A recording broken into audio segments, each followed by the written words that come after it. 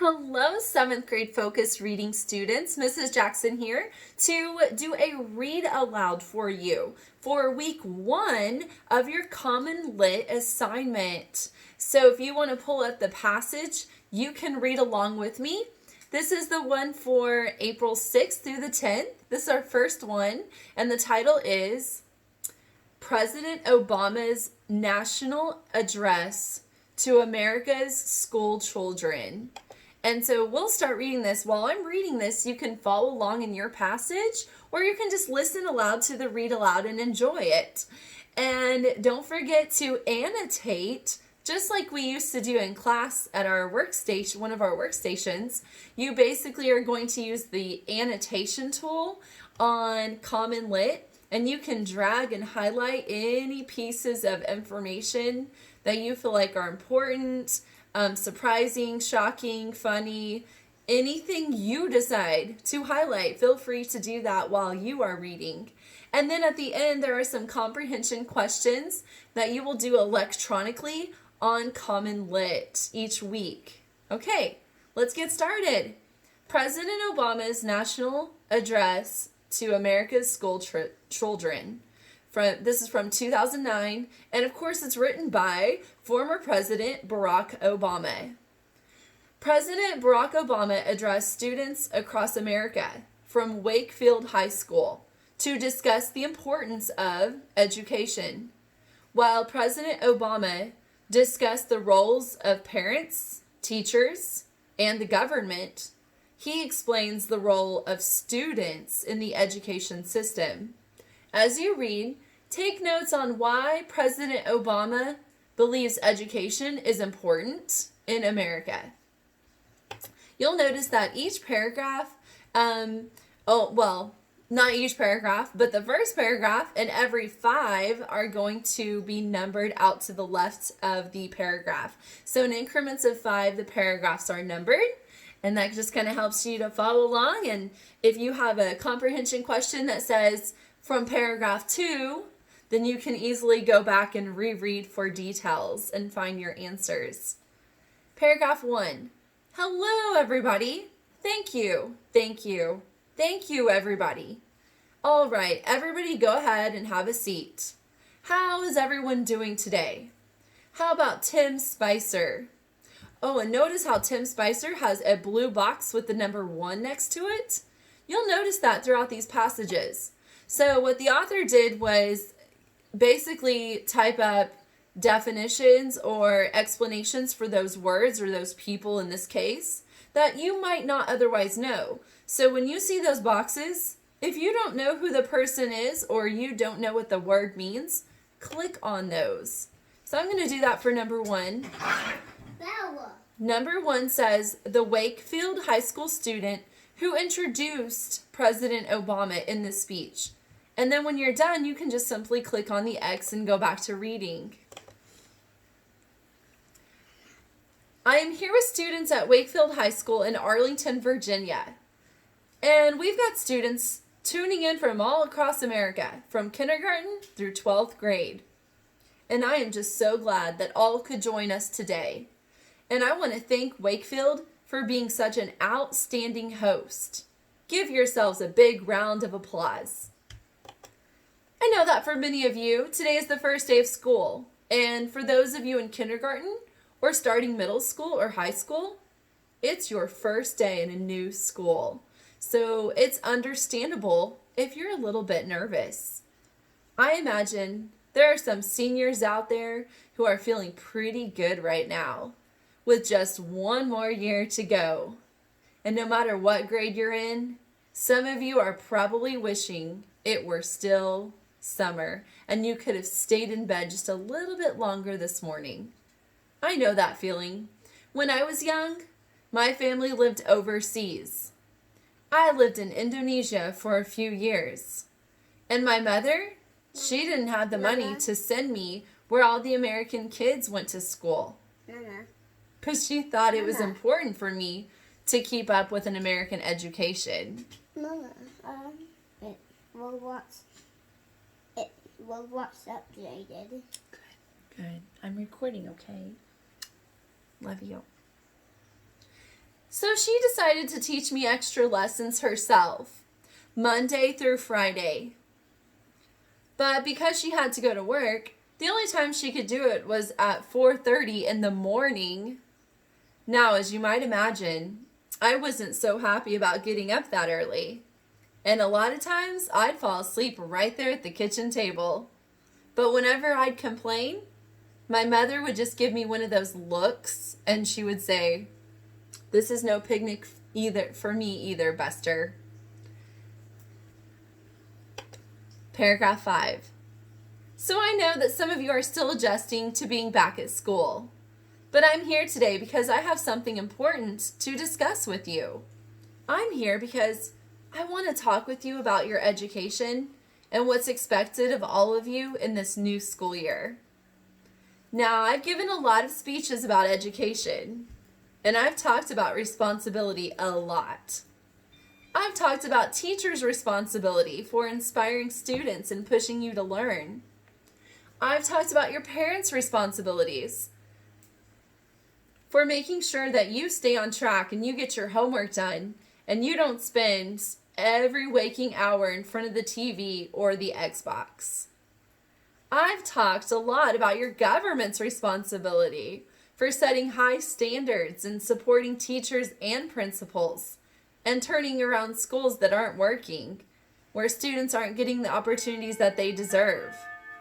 But at the end of the day, we can have the most dedicated teachers, the most supportive parents, the best schools in the world, and none of it will make a difference. None of it will matter unless all of you fulfill your responsibilities. Unless you show up to those schools, unless you pay attention to those teachers, unless you listen to your parents and grandparents and all other adults and put in the hard work it takes to succeed. That's what I want to focus on today. The responsibility of each of you has for your education. I want to start with the responsibility you have to yourself. Every single one of you has something that you're good at. Every single one of you has something to offer. And you have a responsibility to yourself to discover what that is. That's the opportunity an education can provide.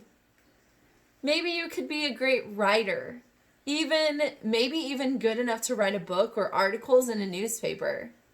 But you might not know it until you write that English paper. That English paper that's assigned to you, maybe you could even be an innovator or an inventor, maybe even good enough to come up with the next iPhone or the new medicine or vaccine. But you might not know it until you do your project for your science class. Maybe you could even be a mayor or a senator or a Supreme Court justice, but you might not know that until you join student government or the debate team. And no matter what you do with your life, I guarantee you that you'll need an education to do it. You want to be a doctor or a teacher or a police officer? You want to be a nurse or an architect, a lawyer or a member of our military? You're going to need a good education for every single one of those careers. You cannot drop out of school and just drop into a good job. You've got to train for it and work for it and learn for it. And this isn't just important for your own life and your own future. What you make of your education will decide nothing less than the future of this country. The future of America depends on you. What you're learning in school today, which is virtually, but it's still important, will determine whether we as a nation can meet our greatest challenges in the future. And I'm on paragraph 15. You'll need the knowledge and problem-solving skills that you learn in science and math to cure diseases like cancer and AIDS, and to develop new energy technologies and protect our environment. You'll need the insights and critical thinking skills that you gain in history and social studies to fight poverty and homelessness, crime and discrimination, and make our nation more fair and more free. You'll need the creativity and ingenuity you develop in all your classes to build new companies that will create new jobs and boost our economy. We need every single one of you to develop your talents and skills and your intellect so you can help us old folks solve our most difficult problems. If you don't do that, if you quit on school, you're not just quitting on yourself, you're quitting on our country. Now, I know it's not always easy to do well in school. I know a lot of you have challenges in your lives right now, and that can make it hard to focus on your schoolwork. I get it. I know what it's like. My father left my family when I was 2 years old, and I was raised by a single mom who had to work and who struggled at times to pay the bills and wasn't always able to give us the things that other kids had. There were times when I missed having a father in my life. There were times when I was lonely and I felt like I didn't fit in. So I wasn't as focused as I should have been on school. And I did some things I'm not proud of. And I got in more trouble than I should have. And my life could have easily taken a turn for the worse. Paragraph 20. But I was lucky. I got a lot of second chances. And I had the opportunity to go to college and law school and follow my dreams. My wife, our First Lady Michelle Obama, she has a similar story. Neither of her parents had gone to college, and they didn't have a lot of money. But they worked hard, and she worked hard, so that she could go to the best schools in this country. Some of you might not have those advantages. Maybe you don't have adults in your life who give you the support that you need. Maybe someone in your family has lost their job and there's not enough money to go around. Maybe you live in a neighborhood where you don't feel safe or have friends who are pressuring you to do the things that you know are not right. But at the end of the day, the circumstances of your life, what you look like, where you come from, how much money you have, what you've got going on at home, none of that is an excuse for neglecting your homework or having a bad attitude in school. There's no excuse for talking back to your teacher or cutting class or dropping out of school. There is no excuse for not trying. Where you are right now doesn't have to determine where you'll end up. No one's written your destiny for you, because here in America, you write your own destiny. You make your own future. That's what young people like you are doing every day all across America. Paragraph 25. Young people like Jasmine Perez from Roma, Texas. Jasmine didn't speak English when she first started school. Neither of her parents had gone to college, but she worked hard, earned good grades, and got a scholarship to Brown University. It is now in graduate school, studying public health, and on her way to becoming Dr. Jasmine Perez. I'm thinking about Anthony Schultz from Los Altos, California, who's fought brain cancer since he was 3. He's had to endure all sorts of treatments and surgeries, one of which affected his memory. So it took him much longer, hundreds of extra hours, to do his schoolwork. But he never fell behind. He's headed to college this fall. And then there's Chantel Steve from my hometown of Chicago, Illinois. Even when bouncing from foster home to foster home in the toughest neighborhoods in the city, she managed to get a job at a local health care center, start a program to keep young people out of gangs, and she's on track to graduate high school with honors and go to college. And Jasmine, Anthony, and Chantel aren't any different from any of you. They face challenge in their lives just like you do. In some cases, they've got it a lot worse than you. But they refuse to give up. They chose to take responsibility for their lives, for their education, and set goals for themselves. And I expect all of you to do the same. That's why today I'm calling on each of you to set your own goals for your education and do everything you can to meet them. Your goal can be something as simple as doing all of your homework, paying attention in class, or spending some time each day reading a book. Maybe you'll decide to get involved in an extracurricular activity or volunteer in your community. Maybe you'll decide to stand up for kids who are being teased or bullied because of how they are or how they look, because you believe, like I do, that all young people deserve a safe environment to study and learn. Maybe you'll decide to take better care of yourself so you can be more ready to learn. And along those lines, by the way, I hope all of you are washing your hands a lot and that you stay home from school when you don't feel well. And so you can keep people from getting the flu this fall and winter. Paragraph 30. But whatever you do, whatever you resolve to do, I want you to commit to it. I want you to really work at it.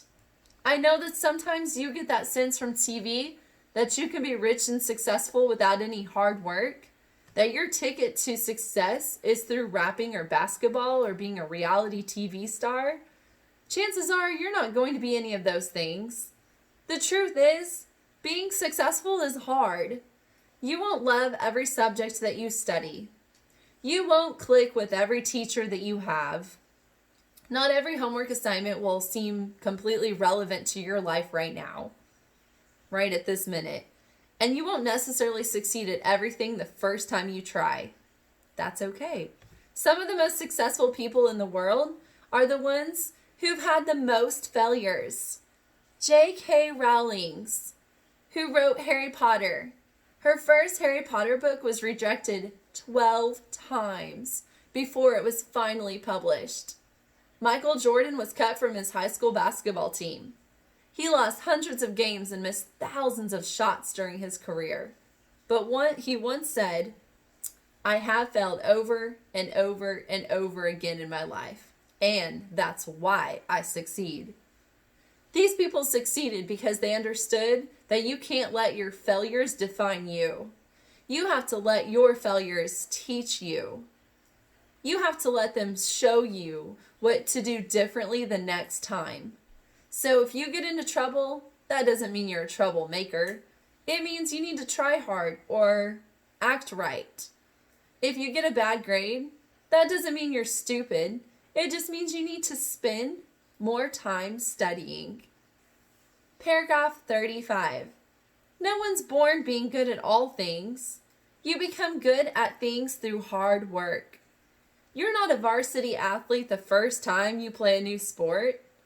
You don't hit every note the first time you sing a song. You've got to practice. The same principle applies to your schoolwork. You might have to do a math problem a few times before you get it right. You might have to read something a few times before you understand it. You definitely have to do a few drafts of a paper before it's good enough to hand in. Don't be afraid to ask questions. Don't be afraid to ask for help when you need it. I do that every day. Asking for help is not a sign of weakness. It's a sign of strength because it shows you have the courage to admit when you don't know something and then allows you to learn something new. So find an adult that you trust, a parent, a grandparent, or a teacher, a coach, or a counselor, and ask them to help you stay on track to meet your goals. And even when you're struggling, even when you're discouraged, and you feel like other people have given up on you, don't ever give up on yourself. Because when you give up on yourself, you give up on your country. The story of America isn't about people who quit when things got tough.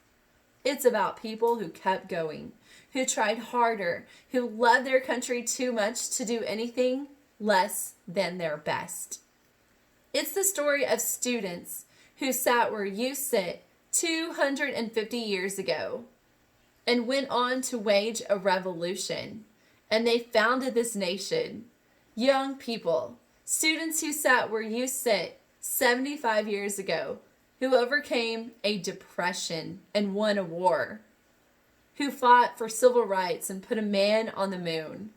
Students who sat where you sit 20 years ago, who founded Google and Twitter and Facebook and changed the way we communicate with each other. Paragraph 40. So today, I want to ask all of you, what's your contribution going to be? What problems are you going to solve? What discoveries will you make? What will a president who comes here in 20 or 50 or 100 years say about what all you did for this country? Now, your families, your teachers, and I are doing everything we can to make sure you have the education you need to answer these questions. I'm working hard to fix up your classrooms and get you the books and the equipment and the computers that you need to learn. But you've got to do your part too. So I expect all of you to get serious this year. I expect you to put your best effort into everything you do.